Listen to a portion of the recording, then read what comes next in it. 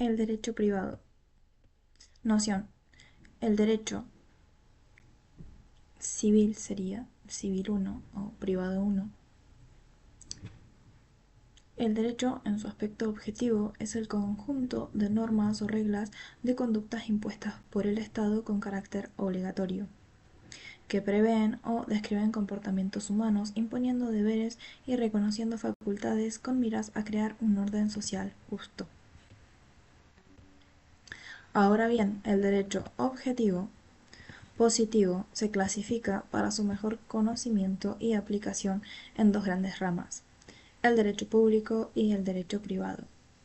Así, cuando la relación jurídica presenta caracteres de subordinación o de supraordenación por la intervención del Estado en su carácter de poder público, es de derecho público. En tanto, si los sujetos participan en dicha relación, se vinculan en un pie de igualdad, en un plano de coordinación, como cuando en ella participan los particulares o aún el Estado como titular de un derecho subjetivo privado. Esta refiere al derecho privado. Evolución histórica. Durante los últimos años existió una fuerte tendencia a la unificación del derecho civil con el derecho comercial, debido a que había problemáticas que caían bajo la regulación de ambos. Lo que se pretendía era edificar las bases de un derecho privado patrimonial, que englobara tanto al derecho civil patrimonial como al derecho comercial sobre parámetros más amplios, propios de un derecho común. Es decir, con anterioridad a la sanción del Código Civil y Comercial, era nítida la separación entre ambas ramas del derecho privado. Contenido actual. Ahora bien, ese panorama se vio modificado sustancialmente con la sanción del Código Civil y Comercial, que agrupa finalmente el derecho civil con el derecho comercial en un solo cuerpo normativo. Sin embargo, esta unificación es parcial, pues muchos microsistemas legislativos subsisten, en particular en el área del derecho comercial, como son los casos de la Ley de Sociedades, la Ley de Seguros y la Ley de Concursos y Quiebras, entre otras. El derecho privado se divide en dos partes, una parte general y otra especial. En la primera, se estudian los elementos esenciales y comunes a toda clase de relaciones jurídicas: sujeto, objeto y causa. Y en la parte especial se examinará el derecho de familia, los derechos personales, es decir, el derecho de las obligaciones, de los contratos y la responsabilidad civil, los derechos reales y el derecho de las sucesiones. Constitucionalización. El derecho civil y comercial toma muy en cuenta los tratados en general y, en particular, los derechos humanos y los derechos reconocidos en todo el bloque de constitucionalidad. Es decir, se produce la constitucionalización del derecho privado y se establece una comunidad de principios entre la Constitución, el derecho público y el derecho privado.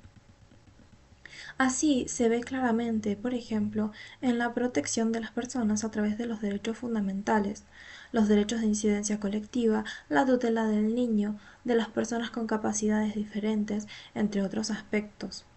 En otras palabras, puede afirmarse que existe una construcción de la coherencia del sistema de derechos humanos con el derecho privado. Los códigos de Vélez, civil y comercial. Estos son los antecedentes.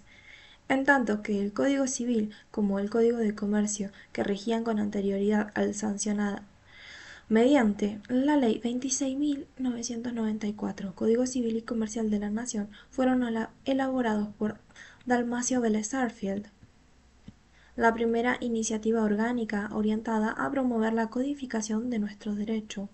La constituye el Decreto de Urquiza con fecha del 24 de agosto de 1852.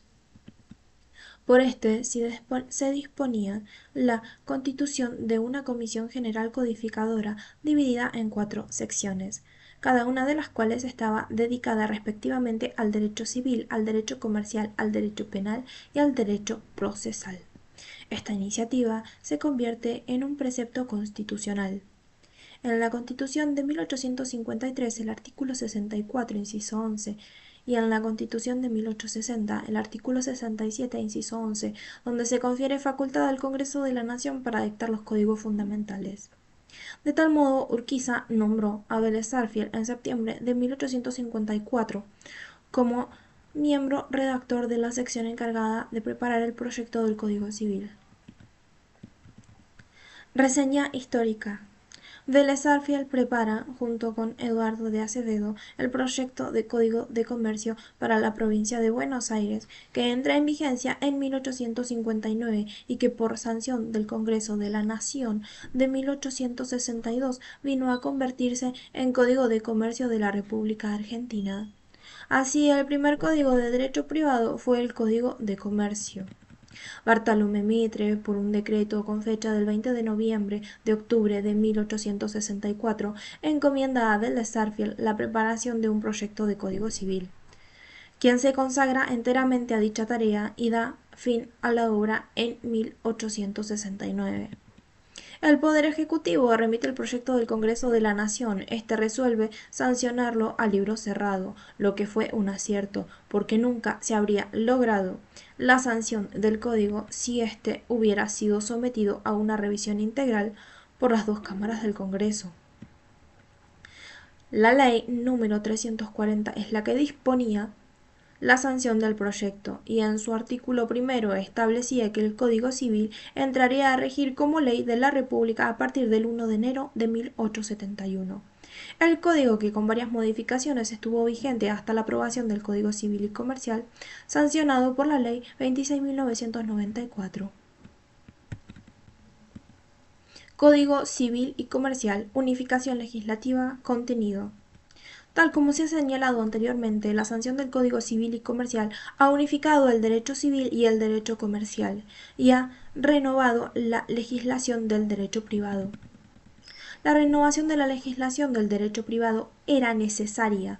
El código sancionado responde a criterios generalmente aceptados por la doctrina y avalado muchas veces por la jurisprudencia ya imperante.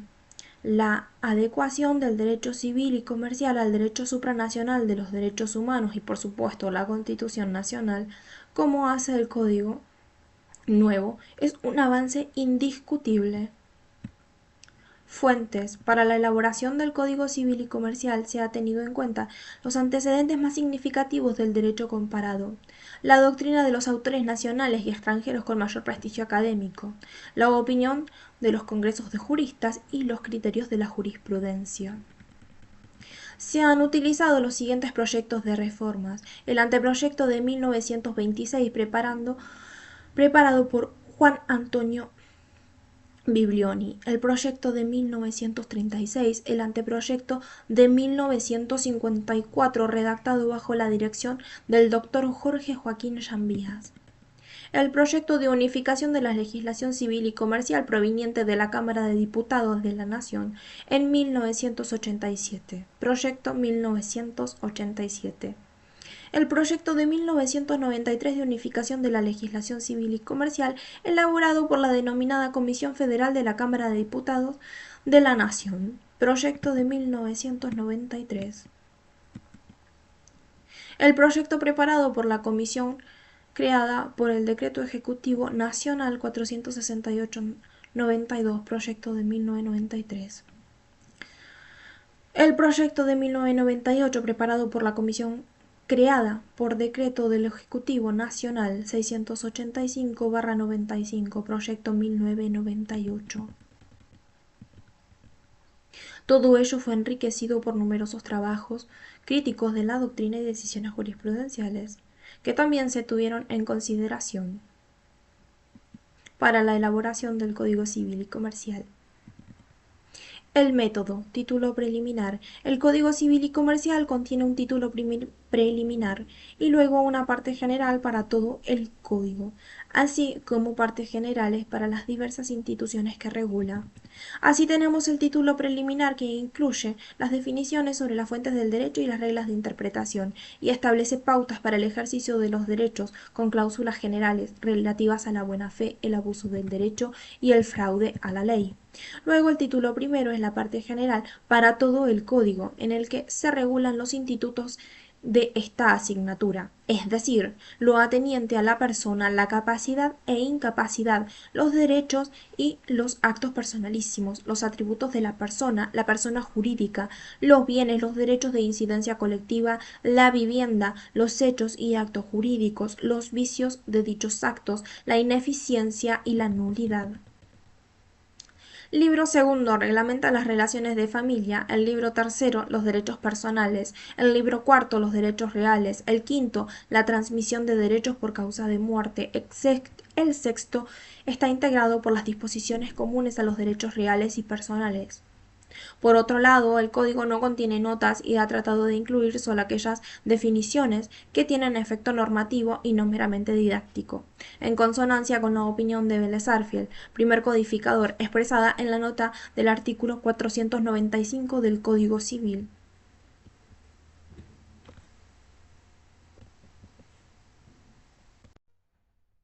Título preliminar. El título preliminar contiene las reglas generales de todo sistema para que los operadores jurídicos tengan guías para decidir en un sistema de fuentes complejo y de esta manera promover la seguridad jurídica y la apertura del sistema a soluciones más justas. El título preliminar distingue entre el derecho como sistema y la ley como fuente principal, pero no única. El primer capítulo del Código Civil y Comercial, denominado Derecho, fija las reglas claras para la toma de decisión. Así, en primer lugar, dispone que los casos que deben ser resueltos conforme a un sistema de fuentes y destaca, primeramente, que deben resolverse de acuerdo con la ley que resulte aplicable.